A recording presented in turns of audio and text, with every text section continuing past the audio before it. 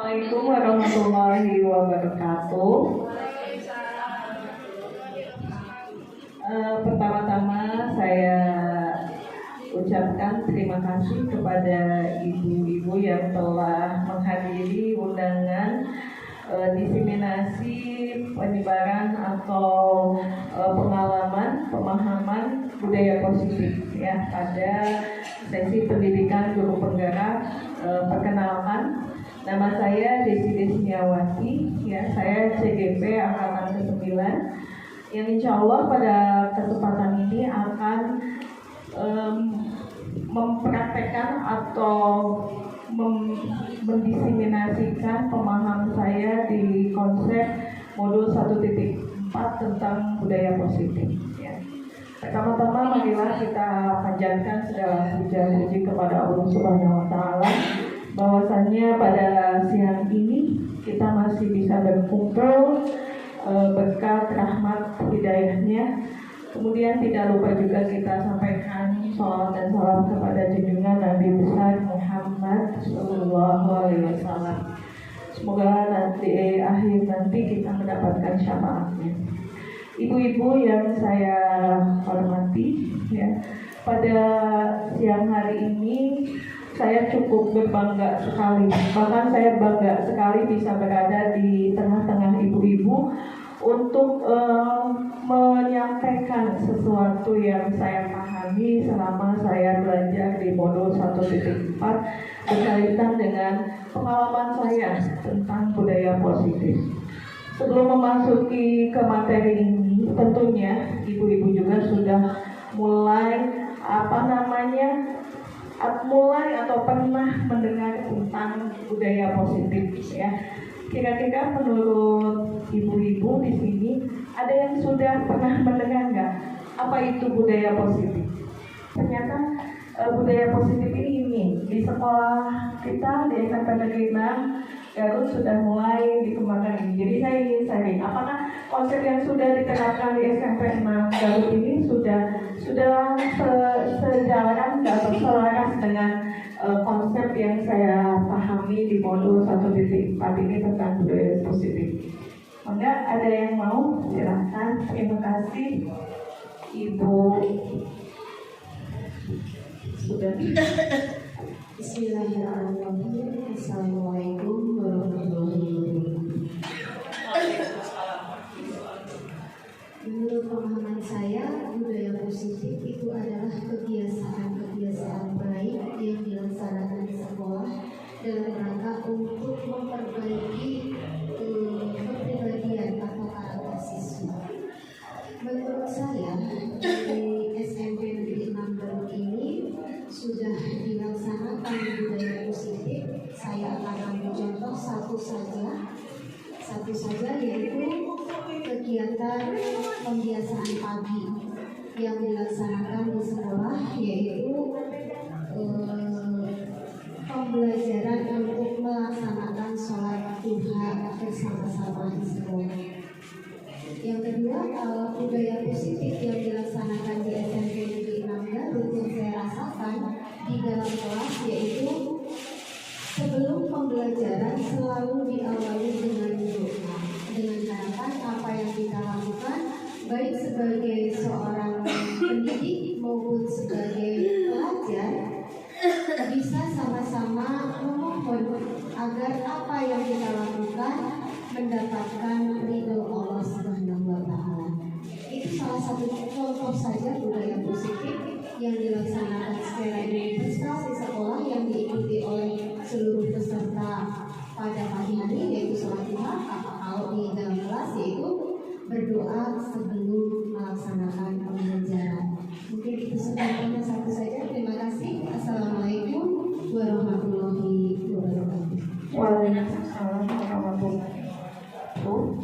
Terima kasih Ibu Sugeng yang sudah memaparkan tentang pengalaman budaya positif yang ada di SMP 6 ini. Dan saya yakin di sini masih banyak sekali budaya-budaya positif yang sudah dilakukan ya dalam menerapkan kaidah-kaidah untuk menciptakan lingkungan positif. Ya. Kenapa saya melakukan kegiatan diseminasi penerapan budaya positif supaya lebih jelas? Dasarnya seperti ini, Ibu. Ini mungkin sering sekarang sering didengar di telinga ibu-ibu. Bahwa sekolah ini adalah satu tempat, ya, di mana tempat persemaian benih-benih kebudayaan. Ya. KHD mempunyai pemikiran bahwa salah satu kunci untuk mencapai sebuah peradaban itu melalui pendidikan. Sepakat nggak, ibu-ibu? Sepakat nggak? Oke, ya. Jadi menurut pemikiran Ki Hajar Dewantara, ya, pendidikan ini adalah menuntun segala kodrat yang ada pada anak agar mereka menjadi manusia dan anggota masyarakat sehingga dapat mencapai keselamatan, kebahagiaan setinggi-tingginya. Ya. Jadi maksud di sini kebahagiaan setinggi-tingginya ini mencakup kebahagiaan dunia dan akhirat. Artinya dia bisa bergaul dengan sesamanya, ya. Kemudian juga ada penghambaan kepada sang pemiliknya. Untuk mewujudkannya, tentu saja tadi yang dipaparkan oleh rekan kita, ini penerapan budaya positif di sekolah, ya, untuk membiasakan kegiatan sehari-hari, untuk menanam budi pekerti siswa sebagai pembentukan karakter. Salah satu langkah awal dilakukan dalam membangun budaya positif yaitu membangun keyakinan kelas. Nanti saya akan bahas apa itu keyakinan kelas. Jadi begini, intinya jadikan satu lingkungan yang positif untuk tumbuh kembangnya benih-benih itu menjadi benih-benih yang baik. Ketika lingkungannya sudah positif, maka anak akan diberikan kebebasan ruang, ya, untuk mengembangkan potensi bakat dan minatnya sesuai dengan yang mereka punya. Karena setiap anak itu sudah memiliki kodratnya masing-masing, tidak bisa diubah. Ya, kita itu hanya menuntut supaya mereka mencapai kebahagiaan yang setinggi-tingginya yang tadi dikatakan oleh Ki Hajar Dewantara. Jadi tugas kita ini cukup menuntut saja ke hal yang baik dan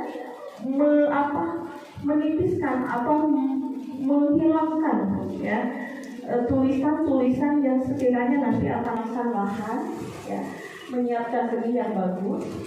Kemudian ketika misalkan ada hama-hamanya maka diberantas, kurang cahaya matahari maka diolah dengan baik, ketika airnya kurang dijembar, sehingga benih itu nanti akan bertumbuh dengan baik.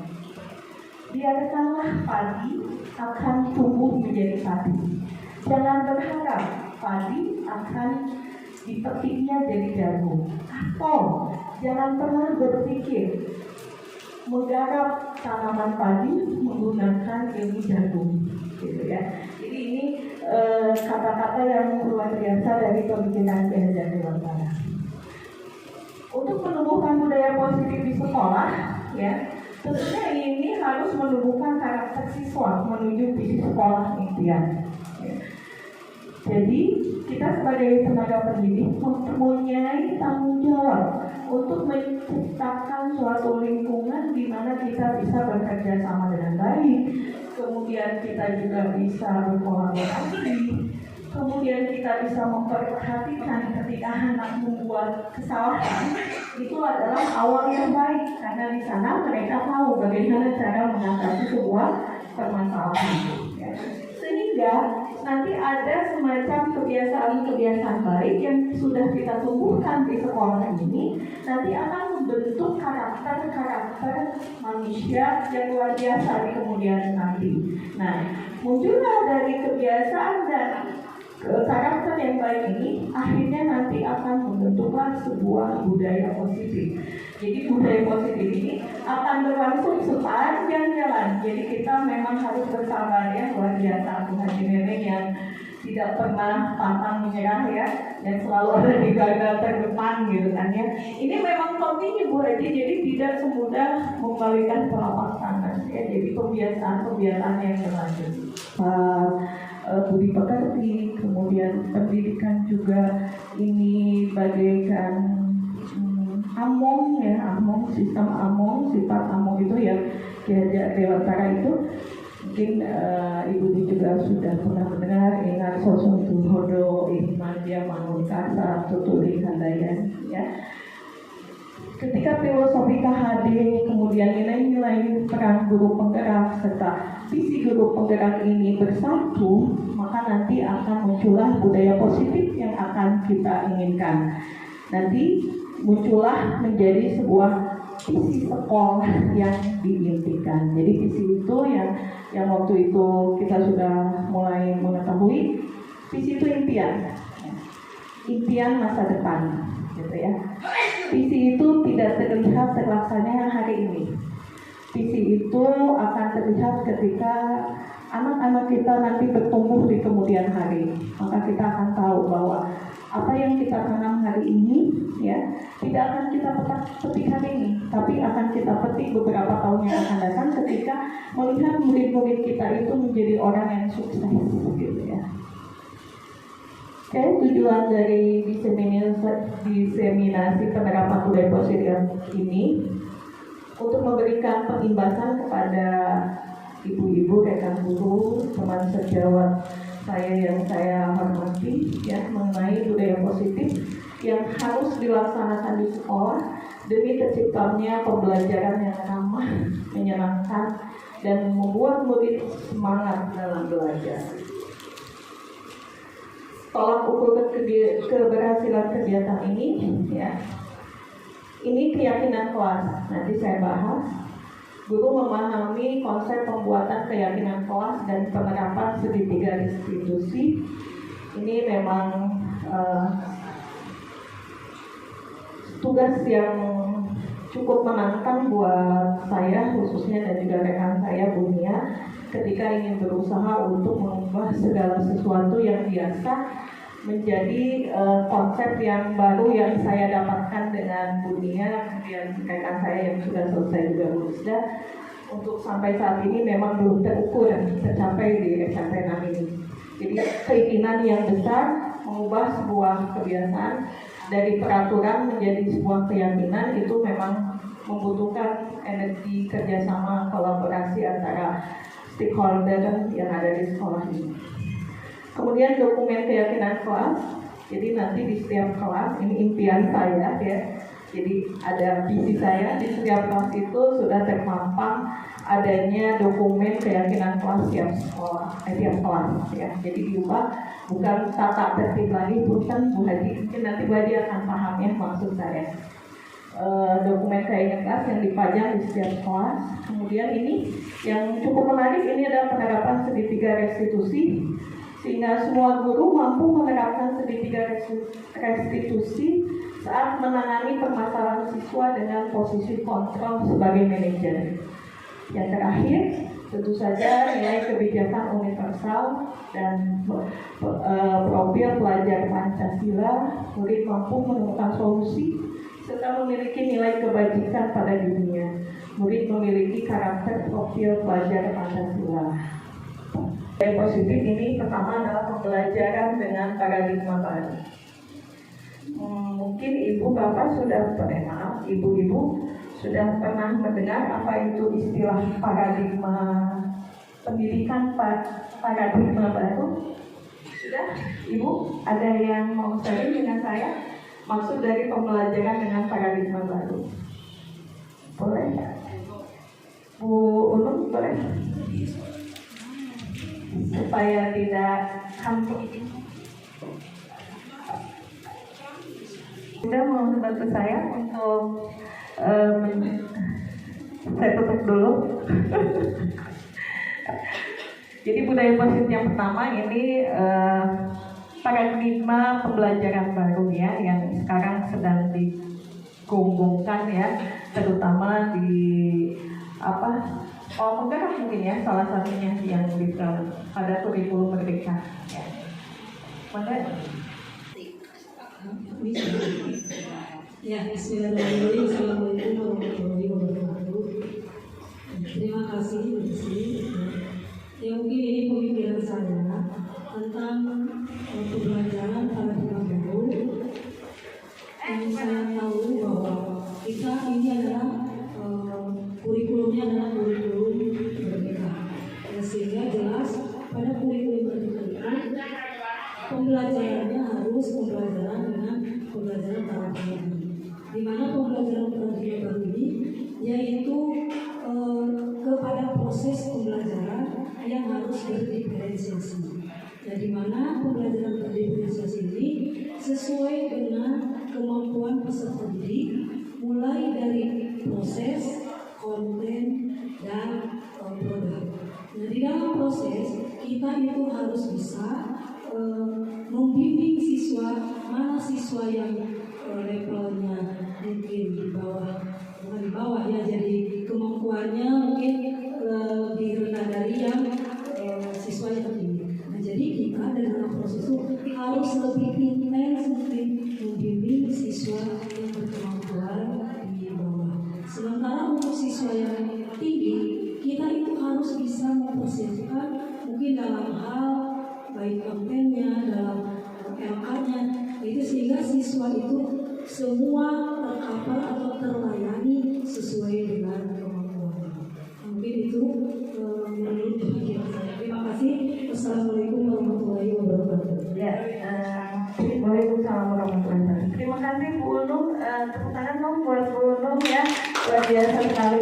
Betul sekali ya, salah satu paradigma pembelajaran baru itu yaitu pembelajaran berdiferensiasi. Sangat jelas sekali ya. Jadi pertama salah satunya ini pembelajaran berdiferensiasi yang tentu saja yang tadi dipaparkan oleh Bu Unung ini semuanya berpihak kepada murid ya, murid. Karena di sana ada level-levelnya yang harus kita layani ya. Kalau dulu kita menyamaratakan ya, kalau sekarang ini disesuaikan dengan level-level, kemudian disesuaikan dengan minat, bakat dan gayanya. Alhamdulillah di sekolah kita SMP Negeri 6 Garut sudah mungkin hampir penuh, sudah 100% mungkin ya, sudah melaksanakan pembelajaran diferensiasi ya untuk tahun ini, karena semua jenjang sudah mengikutinya ya, kelas 7, 8, dan 9. Alhamdulillah ya. Tentunya pembelajaran diferensiasi ini akhirnya ini ujung-ujungnya untuk mewujudkan profil pelajar Pancasila ya. Ada 6 dimensi ya. Dimensi yang pertama ini beriman, bertakwa kepada Tuhan Yang Maha Esa dan berakhlak mulia ya. Yang kedua kemudian kebenekaan global, kemandirian, kreatif, gotong royong, dan juga bernalar kritis ya. Terima kasih sudah membantu Bu Linda. Nah, konsep yang kedua ini disiplin positif ya. Kalau kita mendengar kata disiplin, biasanya ini kaitannya dengan kepatuhan ya. Tapi ini ada kata positif ya. Disiplin dihubungkan dengan kata hukuman ya. Padahal semuanya berbeda katanya. Karena belajar tentang disiplin positif tidak harus dengan memberikan hukuman ya. Justru ini adalah salah satu alternatif terakhir kalau perlu tidak digunakan sama sekali ya. Jangan digunakan. Dalam budaya kita makna disiplin ini seseorang kepada orang lain untuk yang terpenting ya. Ayo Mas, disiplin ini salah satu cara kalian untuk menuju keberhasilan. Nah, itu selalu diulang-ulang ya. Tapi kadang kita juga cenderung menghubungkan kata disiplin ini dengan ketidaknyamanan ya. Jadi disiplin positif ini pendekatan mendidik anak untuk melakukan kontrol diri dan pembentukan kepercayaan diri. Jadi agak sedikit berbeda dengan istilah disiplin yang berdiri sendiri ya. Kalau disiplin ini kepatuhan seorang terhadap sesuatu. Kalau ini ternyata lebih ke pendekatan mendidik anak untuk melakukan kontrol diri dan pembentukan kepercayaan diri. Konsep yang ketiga ini adalah kebutuhan dasar manusia ya. Di mana kebutuhan dasar manusia itu ada 5. Ibu, Bapak, ini yang harus kita pahami awal dari sini ya. Di mana pertama ini kebutuhan dasar manusia ini bertahan hidup ya, survive. Kemudian kasih sayang dan rasa ingin diterima, kebebasan, kesenangan dan penguasaan. Ketika kita melihat seorang anak atau murid sedang melakukan sesuatu perbuatan yang bertentangan dengan aturan atau norma yang berlaku di sekolah ini, khususnya ya, berarti mereka itu sudah melakukan pelanggaran tentang nilai-nilai kebijakan. Tapi dasarnya ada salah satu kebutuhan dasar mereka yang tidak dipenuhi, ya. Salah satu dari 5 dasar itu, sehingga mereka melakukan sebuah pelanggaran yang di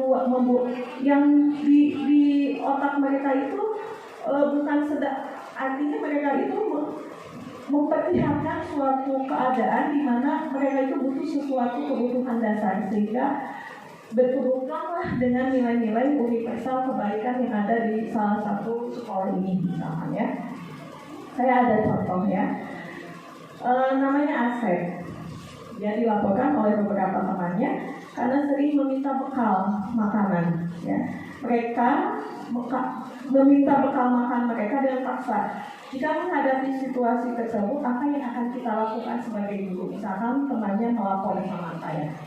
Ada beberapa langkah ya, disiplin positif, yaitu mencari alasan Asep melakukan tindakan tersebut supaya mengetahui kebutuhan mana yang Asep kurang terpenuhi. Bisa jadi yang pertama, jika Asep lapar, maka kemungkinan kebutuhan untuk bertahan hidup sebaiknya tidak terpenuhi di keluarganya.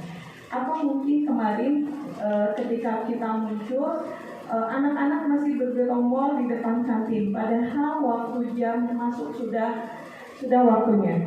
Nah, ini salah satunya mungkin saja mereka ada kebutuhan dasarnya yang belum terpenuhi, lapar, ya. Nah, itu jadi sebuah masukan buat kita untuk membenahi ke depannya supaya itu tidak terjadi. Yang kedua, Asep merasa bosan karena menu bekal makanan siangnya selalu itu aja. Misalnya ibunya nasinya pempek aja gitu, sehingga kebutuhan kebebasan, freedomnya tidak terpenuhi orang tuanya. Yang ketiga, ini kebutuhan kasih sayang dan rasa penerimaan. Jadi Asep itu mencari perhatian, ya, supaya gurunya manggil, supaya gurunya ngasih ceramah, menasehati, atau mungkin ada semangat, ya, atau mungkin orang tuanya dipanggil sehingga orang tuanya memperhatikan dia, ya, itu rasa love and belonging, ya. Kemudian motivasi eksternal yang kita harapkan dari anak-anak kita atau diri kita sendiri sudah ada di posisi mana, ini adalah motivasi bersifat internal, muncul dari dalam dirinya, bahwa apa yang mereka lakukan ini karena mereka menghargai dirinya sendiri dan mereka yakin akan nilai-nilai, ya, yang mereka percayai tentang nilai-nilai kebaikan, ya, sehingga muncullah motivasi yang akan membuat mereka menjadi disiplin positif. Ini yang kita inginkan, baik kita pribadi, saya ataupun murid kita yang harus sampai ke motivasi bersifat internal. Apakah hukuman dapat mendisiplinkan anak? Boleh ulang ini?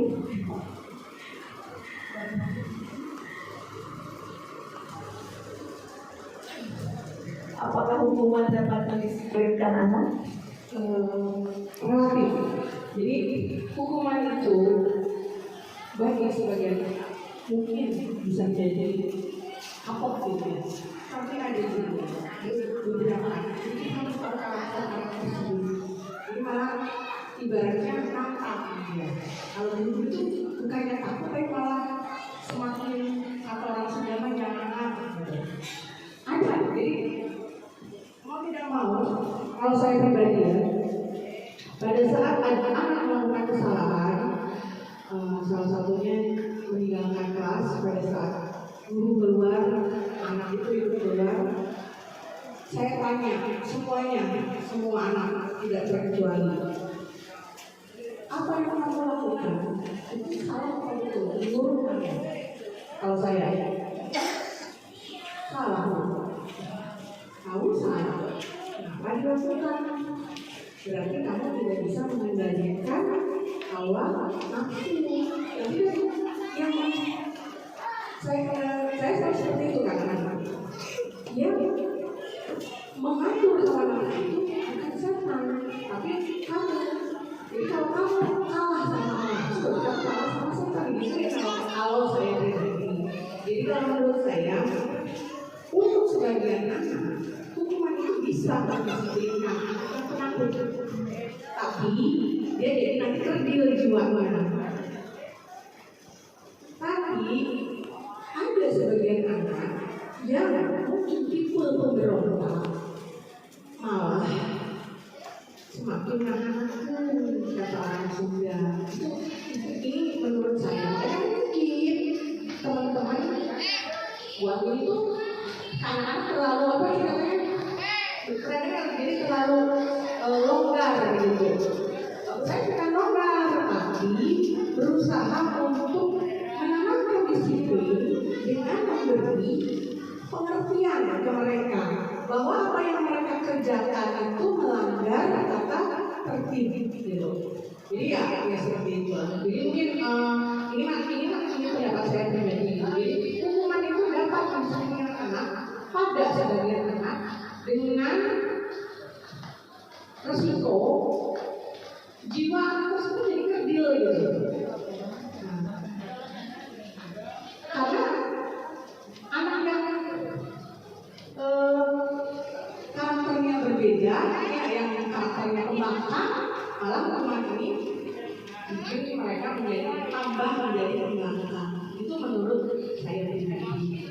Demikian, terima kasih. Praktek sedikit ya, ibu-ibu bisa mengepalkan telapak tangan ya.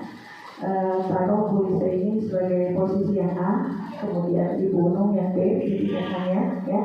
Lakukan selama 10 detik, di mana Ibu Unung ini memaksa Ibu Lisa untuk membuka kepalan tangannya ya. Diibaratkan di kepalan tangan ini adalah sesuatu hal yang berharga yang harus dipertahankan. Dan Bu Unung akan melakukan segala cara ya untuk mencoba membuka kepala tangan Bu Lisa dengan berbagai cara. Bisa menghardiknya, bisa mengkritiknya atau apapun ya. Kita lakukan selama 10 detik aja. Bu, jadi sekarang nanti ya Ibu Sun ke Ibu Amini gitu ya. Lagi di kepala nih, soalnya di dalamnya itu ada sesuatu yang berharga. Apakah bisa dibuka atau enggak? Terserah caranya mau seperti apa. 1, 2, 3, 4, 5, 6, 7, 8, 9, 10. Oke ya. Iya, terima kasih Bu. Yang barusan disampaikan oleh Bu Amini, yang pernyataan Bu Amini ini penjelasannya gitu. Mungkin nanti kita praktekkan dengan sebuah kepalan tangan gitu kan, seperti sebuah kepalan tangan. Ibaratkan di tangan ini ada sebongkah berlian. Pasti ini ya ada sebongkah berlian. Iya. Misalkan Bu Amini ke atas kanan, saya kasih uang 100.000 ke Bu Amini. Apakah berlian ini akan dikembalikan ke saya? Lebih mana yang berlian lah? Bisa dibuka ini kan tangannya? Saya kasih 100.000. Oh gitu. Buka aja nah. Buka enggak? Oh. Nah, ini kan diibaratkan kepalan tangan ini kan kita akan pertahankan karena ini adalah adanya sebongkah berlian. Tiba-tiba tangan ini saya bertahan dua dan tertimpa 100.000. Kepakar itu sebongkah berlian. Nggak mau? Kenapa? Boleh sahabat sambil tambah. Boleh ya? Boleh ya? Kalau itu kayak gitu caranya? Oke ya. Saya punya uang 100.000 saya kepakar di sini. Ini bertahan untuk saya hidup 3 hari.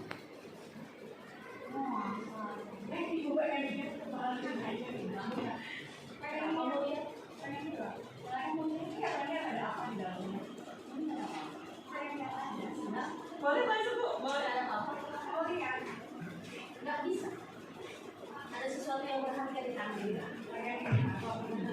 Lihat aja.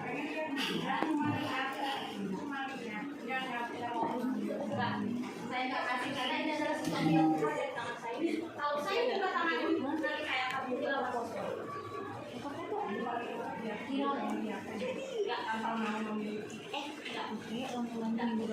Saya bertahan hidup dengan si tangan ini. Drama di sekalian. Nanti kamu pas kalian. Terima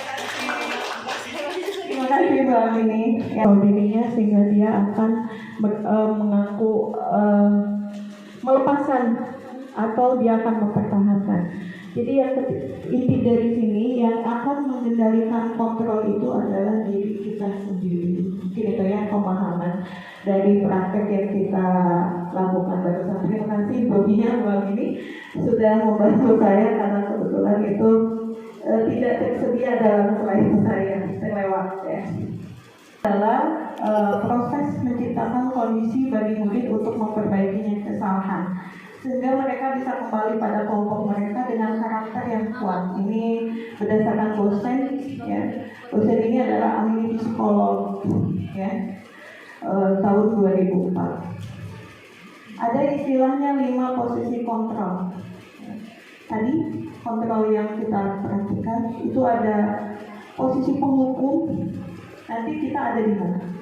Dan tidak usah dijawab, cukup diyakini saja oleh diri sendiri. Kita adanya di mana? Ada posisi penghukum, ada posisi teman, ada posisi pembuat rasa bersalah, ada posisi pemantau, dan yang tertinggi ini adalah posisi manajer.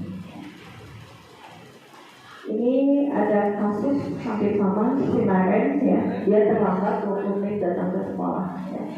Kita lihat ini posisi penghukum.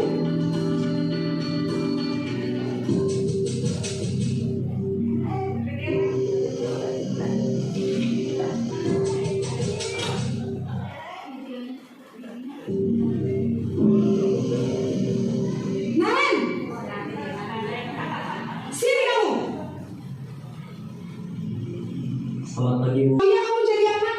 Saya Dasar pemalas. Gak kapok-kapok sih kamu. Sudah berapa kali terlambat?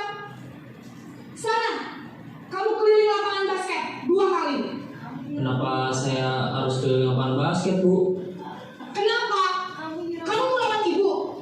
Berani-beraninya jawab. Sudah terlambat, masih berani jawab pula. Sekarang, keliling lapangan basket 5 kali sekalian. Biar kapok. Cepat. Pergi sana ke lapangan basket. Untuk posisi penghukum ini terlihat ekspresi membabi buta ya. Tidak ada jangankan kedekatan dengan anak ya.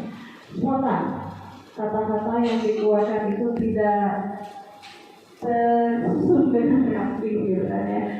Kemudian anak tidak diberikan kesempatan untuk membela dirinya ya. Kemudian ada tersimpan rasa dendam walaupun tidak terjadi kekerasan secara fisik, tapi verbal sudah ada di sana. Dan biasanya anak itu akan menyimpan dendam dalam jangka waktu yang lama, bahkan mungkin sampai kita juga pernah kan ada sesuatu dulu terjadi di diri kita waktu sekolah, dan sampai saat ini kita masih ingat dengan kejadian, dengan waktu dan orang yang telah menyakiti kita saat itu, walaupun niatnya sebetulnya baik ya. Yang kedua, ini adalah posisi teman ya, pembuat rasa bersalah. Kita lihat.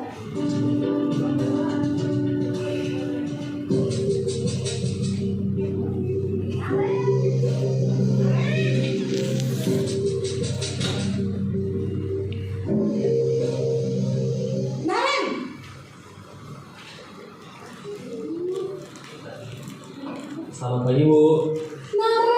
Naren, kamu kenapa terlambat lagi, nak? Ya Tuhan, Naren, kamu senang ya bikin ibu susah ya? Kalau kamu terlambat lagi, nanti ibu yang ditegur bapak kepala sekolah, nak. Disangka ibu tidak bisa membina kamu. Duh, gimana ini? maaf Bu. Duh Gusti Naren. Kamu suka ya kalau ibu tegur bapak kepala sekolah?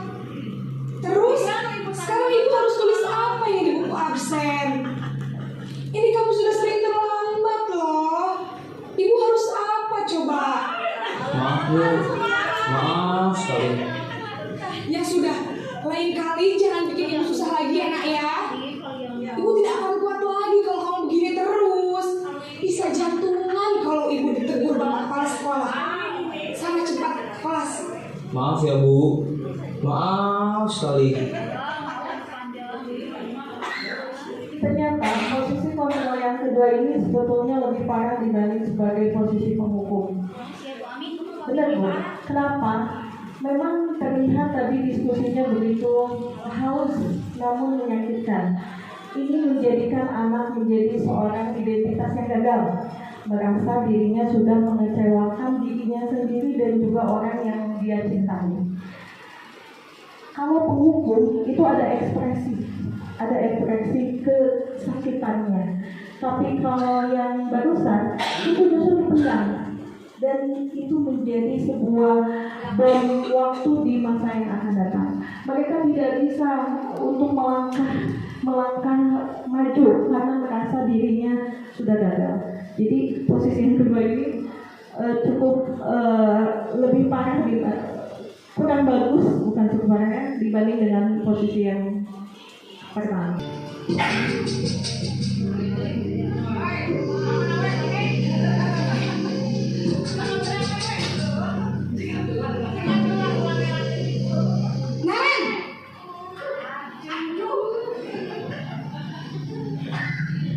Selamat pagi Bu. Wah, sudah jam berapa ini nak? Terlambat lagi ya sayang. Iya Bu. Habis ibu saya lupa membangunkan saya Bu. Kamu malah menyalahkan ibu kamu. Kamu bukannya anak yang paling kencang. Kok terlambat sih? Iya Bu. Saya memang terlambat bangun tadi. Jadi biarpun saya lari kencang, tetap gak kekejar Bu. Ya sudah sana. Nanti lain kali larinya lebih kencang lagi ya. Biar gak terlambat lagi. Bikin senang ibu. Demi ibu. Bisa kan? Bisa lah Bu. Ya sudah sana masuk kelas. Ibu beresin urusan absen kamu. Kamu ini ada-ada saja. Posisi yang ketiga ini sepertinya yang lebih banyak yang kita temukan ya di lingkungan sekolah. Jadi posisi yang ketiga ini menganggap kita itu sebagai teman, ada kedekatan secara fisiologis. Tapi ada negatifnya Bu. Negatifnya anak bisa saja hanya menurut kepada orang itu yang dia suka, itu yang dia merasa friendly. Belum tentu dia akan menurut kepada guru yang lain. Kemudian yang ada lagi dampaknya, ketika ibu tidak membela anak itu, dia akan sakit hati. Oh, saya sudah kehilangan pegangan hidup saya, karena ternyata guru yang saya cintai, yang merasa dia udah percaya nih sama saya, ternyata sekarang sudah berubah. Akhirnya bisa lebih parah kondisinya dibanding dengan yang kita harapkan, jauh dari untuk kepatuhan yang kita disiplin positif yang kita inginkan ya. Itu lebih parah. Kemudian yang ketiga ini adalah posisi pemantau. Nah, biasanya ini sebetulnya menurut saya di sini lebih banyak lagi posisi pemantau.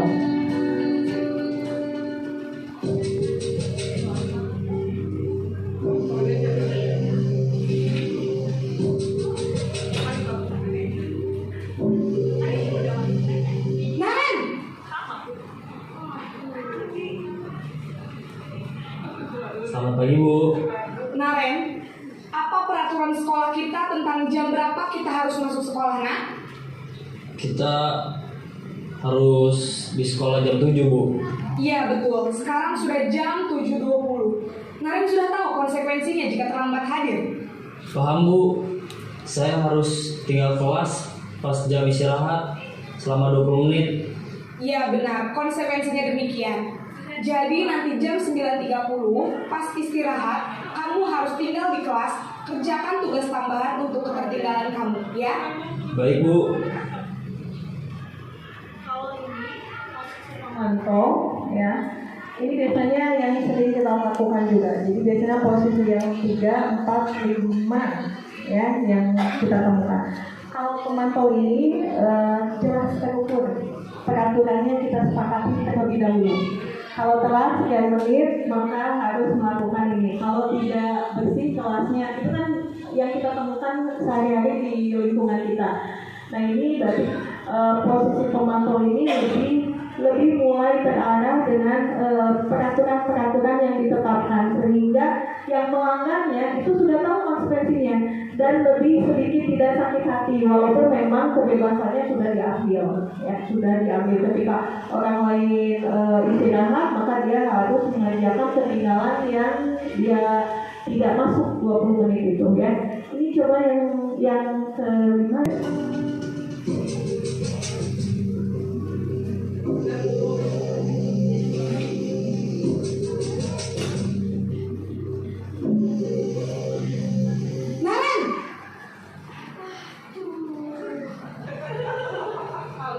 Selamat pagi Bu.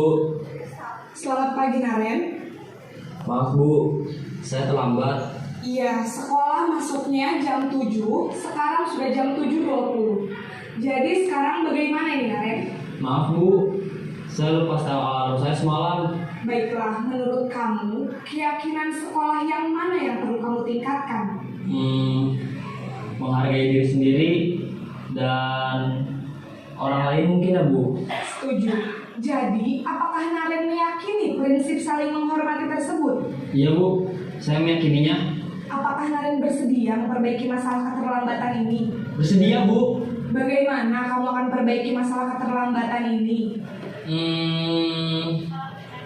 Saya akan coba untuk tidak lupa menyetel alarm saya Bu. Baik, kalau Naren lupa menyetel alarm di rumah, ada orang yang kira-kira bisa bantu mengingatkan tidak? Ada Bu, kakak saya, Kak Emma. Ada lagi selain Kak Emma? Selain Kak Emma, ada ibu saya. Baik, jadi yang mengingatkan Naren adalah Kak Emma dan ibu kamu ya? Kira-kira akan mulai setel alarm kapan nih Naren? Setelah pulang sekolah, akan segera saya lakukan. Baik, jadi Naren akan setel alarm untuk bangun besok pagi dan akan diingatkan oleh kakak dan ibunda Naren ya. Ada lagi yang mungkin perlu dilakukan Naren agar tidak terlambat bangun lagi? Tidak ada Bu. Baik Naren, terima kasih untuk kerjasama kamu. Sekarang kamu perlu kembali ke kelas untuk belajar. Kita potongan video ya dari posisi pertama sampai posisi terakhir. Yang terakhir ini adalah posisi manager. Itu yang kita harapkan ya. Itu posisi yang paling yang kita idamkan mungkin ya.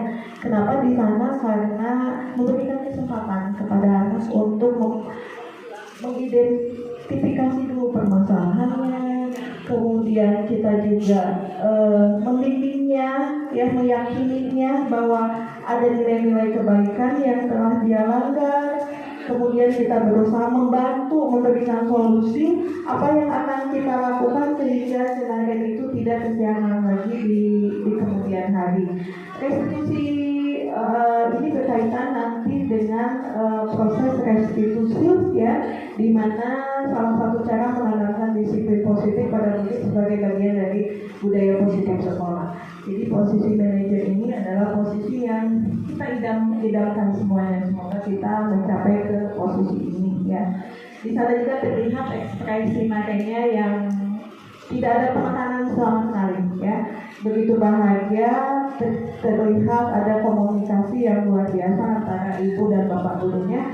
Ibunya juga membimbingnya ya dengan penuh cinta dan kasih ya, sehingga terciptalah kenyamanan anak ya, sehingga anak merasa dihargai keberadaannya. Konsep selanjutnya ini tentang keyakinan kelas ya. Mengapa keyakinan kelas bukan peraturan kelas ya? Mungkin saya minta pendapatnya dari Ibu Lia. Mungkin Bu Lia bisa bantu saya atau yang lainnya kelas bukan perhatian kelas. Keyakinan kelas ini adalah segala sesuatu yang sebelumnya disepakati. Jadi terbentuknya keyakinan kelas ini karena adanya kesepakatan antara kita dengan anak-anak, dengan murid kita. Kalau sebelumnya bagaimana yang dirasakan oleh Buya di sekolah ini? Apakah kita masih memilih peraturan kelas atau mau bergeser ke keyakinan kelas? Saya minta share pendapatnya ya, Buya ya. Waalaikumsalam warahmatullahi wabarakatuh. Kalau dibedakan antara peraturan kelas dengan keyakinan kelas, mungkin peraturan kelas sifatnya memaksa, ya, memaksa. Sehingga kalau misalkan ada anak yang melanggar peraturan, jadi si anak itu akan kena sanksi. Nah, kalau keyakinan kelas, mungkin kita ada perjanjian dulu dengan anak. Jadi kita sama-sama enak antara kita yang membuat perjanjian itu dengan anak. Dan anak nanti kemungkinan akan memiliki kesadaran sendiri ketika si anak tersebut melanggar peraturan tersebut atau keyakinan kelas tersebut. Ya. Jadi mungkin hanya itu. Jadi peraturan kelas sifatnya memaksa, sedangkan keyakinan kelas sebelumnya ada perjanjian antara guru dengan siswanya, sehingga siswa nanti akan merasa sadar sendiri. Terima kasih. Bu Haji betul sekali ya. Kalau peraturan itu biasanya lebih condong ke hukuman akhirnya, dan peraturan itu sudah ada sebelum siswanya datang, gitu. Itu namanya peraturan.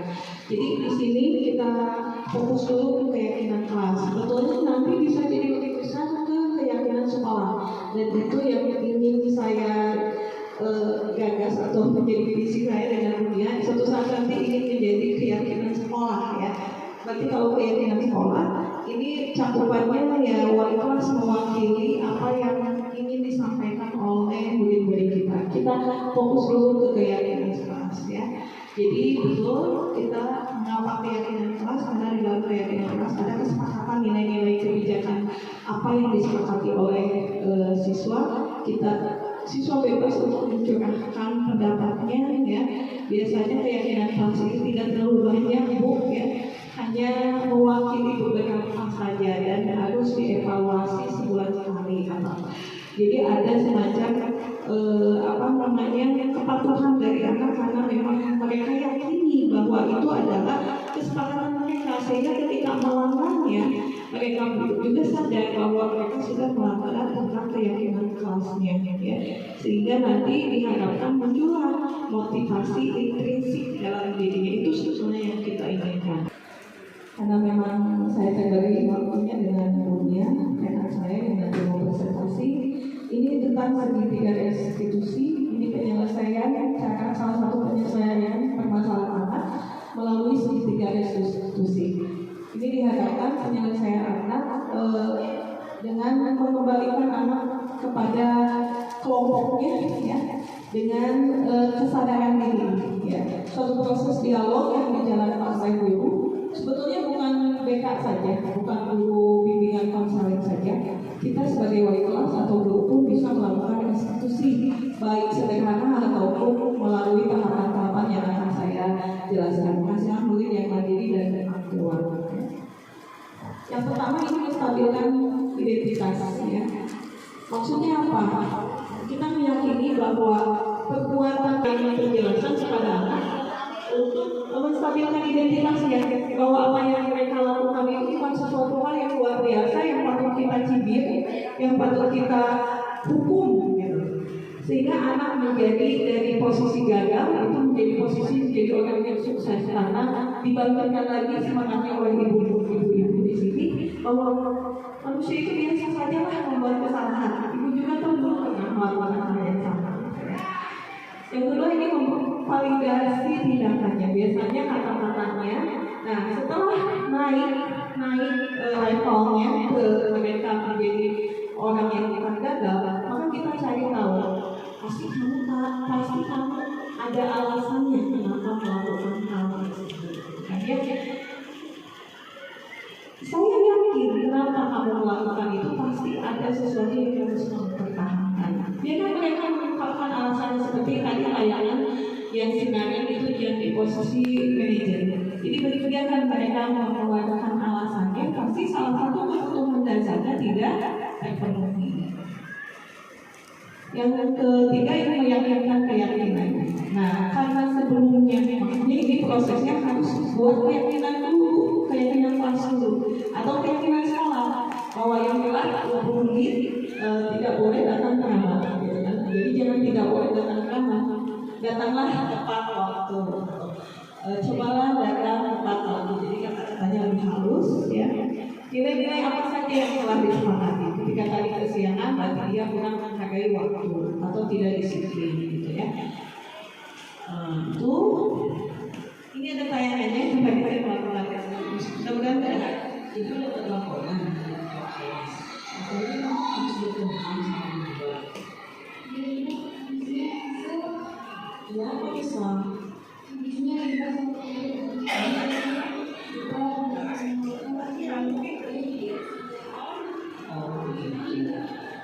Menjadi keputusan jika ini posisi kamu juga akan melakukan hal yang sama. Lalu apa yang kamu lakukan terhadap diri?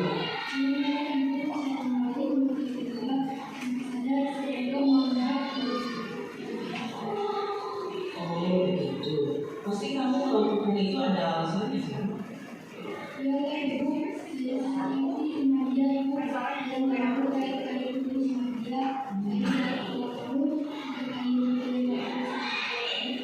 Ya wajarlah kamu melakukan itu. Kamu juga tidak mau jika kamu kurang bagus, ditambah dengan menteri kehidupan kamu sama lepas. Itu sangat menghargai tindakan yang kamu lakukan. Ya. Untuk kamu tidak berlaku lebih buruk dari itu, misalnya dipukul. Sekarang coba pikirkan tindakan kamu pada saat kamu sedang marah. Betul, ya. Baik. Kalau begitu, apakah kamu bersedia untuk memperbaiki kesalahan? Apa yang akan kamu lakukan untuk memperbaiki kesalahan kamu?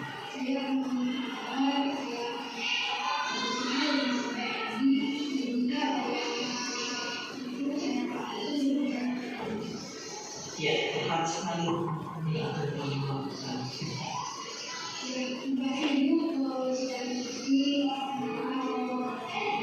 Tidak apa-apa dalam pembelajaran di kemudian hari. Sekarang kamu boleh dalam melakukan kegiatan.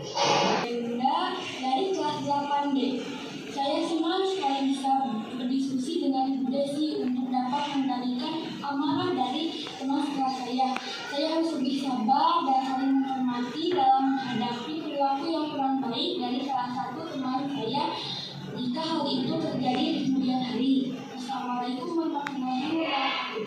Bapak Ibu semuanya atas perhatian dan bersumbangsi pemikirannya dalam forum diskusi diseminasi penerapan dan penyebaran budaya positif pada siang hari ini.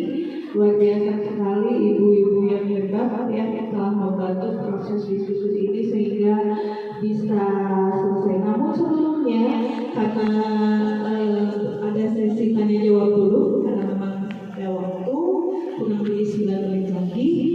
Baiklah, saya buka forum diskusi untuk sharing pendapat ya. Jadi yang tadi tayangan bisa dianalisis oleh ibu ya, ternyata melakukan kesalahan itu hal biasa ya. Anak-anak kita melakukan sesuatu itu. Sekarang saya silang pendapat, bagaimana pendapat ibu-ibu tentang proses restitusi yang saya lakukan dengan salah satu murid saya, dan ini saya tarik kasusnya kenyataan Bu ya, cuma perannya saja yang tidak. Maka saya mudah-mudahan proses restitusi ini berjalan. Oleh dunia, silakan. Restitusi sedikit.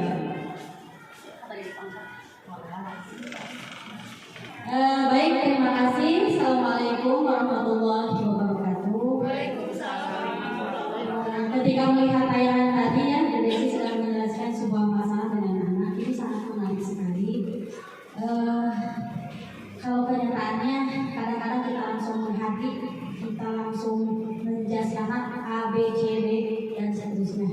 Tadi saya simak tadi dari videonya sungguh luar biasa, terjadi dialog-dialog yang mengarah ke hal-hal yang lebih positif. Mungkin sedikit saja pertanyaannya, apabila kita kaitkan dengan posisi kontrol seorang guru, posisi apakah yang menjadi atau yang bisa kita kaitkan atau bisa kita tempatkan dalam proses penyelesaian masalah seperti yang sudah Ibu jelaskan tadi. Terima kasih. Assalamualaikum warahmatullahi wabarakatuh. Menurut saya ibunya ya, sang saya begitu hebat yang selalu berdiri dengan saya untuk menyelesaikan proses pendidikan guru penggerak ini. Barusan kalau kita analisis dari tayangan video yang saya lakukan dengan salah satu murid saya berkaitan dengan restitusi segitiga, tentunya kalau saya kemukakan ini adalah posisi manajer ya, di mana kita membantu proses penyelesaian anak, tidak menghakimi anak ya, mencari dulu alasannya, kemudian membantu solusinya, meyakini nilai-nilai kebaikan yang sudah disepakati sebelumnya. Nah, mudah-mudahan dengan sudah sedikitnya ibu-ibu di sini khususnya, kemudian adik-adik saya yang sedang berjuang ya, untuk menyelesaikan gelar sarjananya, itu di kemudian hari kita berada di posisi manajer ya. Bagi saya posisi manajer ini adalah posisi yang saya tidak hindarkan dan dalam proses sebuah perjalanan ya. Mudah-mudahan kita bisa berada di posisi manajer ini. Ternyata memang ketika saya saja melakukan segitiga restitusi sederhana ini, betapa bahagianya melihat pancaran dari diri anak yang dikatakan sebagai orang yang sudah melakukan kesalahan. Biasanya kan mereka itu ketakutan gitu kan ya, baru saja misalnya polisi sudah manggil, mereka udah sih gitu ya. Tapi dengan proses diskusi kita nanya dulu, anaknya juga akhirnya mengumpulkan, dan kita meyakini bahwa intinya begini, meyakini bahwa salah itu biasa. Maksudnya orang yang melakukan salah itu bukan orang yang gagal ya. Manusiawi, semua orang akan melakukannya. Tapi yang lebih baik itu ketika kita melakukan kesalahan, segeralah kita mengakui bahwa kita bersalah dan memperbaiki kesalahannya dan berusaha untuk tidak melakukan kesalahan, minimal kesalahan yang sama gitu ya. Jangan sampai kita melakukan kesalahan yang sama. Begitu ya. Jadi posisi mana itu ada di posisi terakhir sebagai manajer. Mudah-mudahan kita semua ada di posisi ini ya. Terima kasih Bu. Masih ada waktu mungkin satu orang lagi yang mau membantu saya untuk share tentang diskusi baik-baik.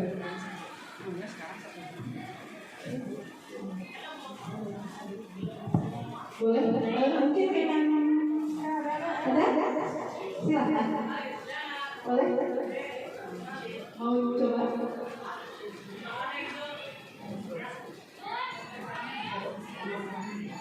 Baik, bismillahirrahmanirrahim. Assalamualaikum warahmatullahi wabarakatuh. Waalaikumsalam. Terima kasih atas waktu yang diberikan. Tadi menyimak pemaparan yang disampaikan oleh Bu Desi sehubungan dengan ada motivasi intrinsik dan ekstrinsik gitu ya. Salah satu hal yang harus memang kita hindari adalah memberi penghargaan, istilahnya menghukum dengan lupa lagi Kita melakukan memberikan penghargaan dan memang itu tidak dibenarkan tidak diperbolehkan karena akan mengakibatkan tidak timbulnya motivasi intrinsik. Nah mungkin kalau kaitannya dengan pembelajaran berdiferensiasi ini yang sering kita mulai kita laksanakan di kelas, salah satu hal yang membuat motivasi buat anak didik kita itu salah satunya dengan reward. Reward tidak hanya memberikan hadiah, ya, tapi reward bisa kita berikan dengan ucapan gitu ya, selamat ya, gitu. Bagus ya, baik kita berikan tepuk tangan ya, nah, seperti itu. Apakah itu juga kaitannya dengan tadi memberikan suatu reward? Apakah itu bisa dijadikan suatu kendala atau hal yang tidak diperbolehkan ketika kita memunculkan suatu kebiasaan atau disiplin positif yang memang berasal dari motivasi ekstrinsiknya? Dan itu yang bisa saya sampaikan. Mungkin bagaimana Bu? Terima kasih. Terima kasih Bu Lisa yang sudah sedikit membahas tentang penghargaan dan hukuman akhirnya. Betul sekali, saya juga mendapatkan sebuah materi yang luar biasa yang sebelumnya memang saya sudah dapatkan dari rekan saya di Wamini bahwa penghargaan itu tidak boleh gitu kan ya. Ternyata baru saya temukan Budi, betul sekali. Ternyata penghargaan ini bisa menyebabkan banyak hal, termasuk pembunuhan karakter, motivasi intrinsik anak ya. Yang tadi disampaikan oleh Bu Lisa, bagaimana dengan misalkan hanya reward kamu hebat atau tepuk tangan. Nah, kayaknya kalau menurut saya itu bisa disebut dengan apresiasi, mengapresiasi. Kalau biasanya kalau penghargaan ini bisa dalam bentuk simbol makanan atau ini dengan nilai dan sebagainya ya. Kemudian ternyata penghargaan juga misalnya ada dua kelompok, yang satu kelompok berhasil, yang satu kelompok gagal. Yang A itu akan ditampilkan ke dalam upacara sebagai sesuatu yang berhasil dan diumumkan. Ternyata itu juga tidak baik Bu. Harusnya ditampilkan dua-duanya, ya, dua-duanya dan tidak dibahas. Maksudnya tepuk tangan untuk yang menang. Jadi bahasanya itu harus seperti ini.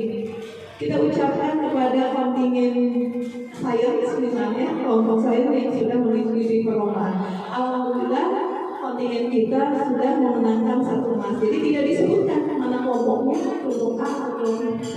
Itu jadi harus hati-hati dengan penghargaan ya. Terima kasih untuk ilmu yang luar biasa yang saya dapatkan dari rekan-rekan saya, teman sejawat saya. Semua ibu bapak guru hebat di sini ya. Bu Lisa sebagai penutup barusan memang agak kelewat dari materi tentang penghukuman dan penghargaan yang sudah dibahas. Ibu membahasnya alhamdulillah sudah teruntuk mungkin ya semua budaya positif yang bisa saya sampaikan pada kegiatan diseminasi modul 1.4 tentang budaya positif ini. Di ujung acara ini saya ucapkan terima kasih ya kepada ibu-ibu yang sudah meluangkan waktu di hari ini. Semoga apa yang ibu-ibu lakukan hari ini menjadi amal soleh ya, yang insya Allah nanti kita dapatkan di akhirat nanti ya. Kita jemput dalam bentuk amal-amal soleh. Terima kasih. Saya Desi Desiniawati, calon guru penggerak angkatan 9 dari SMP Negeri 6 Garut, mengucapkan terima kasih. Wabillahi taufiq wal hidayah. Wassalamualaikum warahmatullahi wabarakatuh.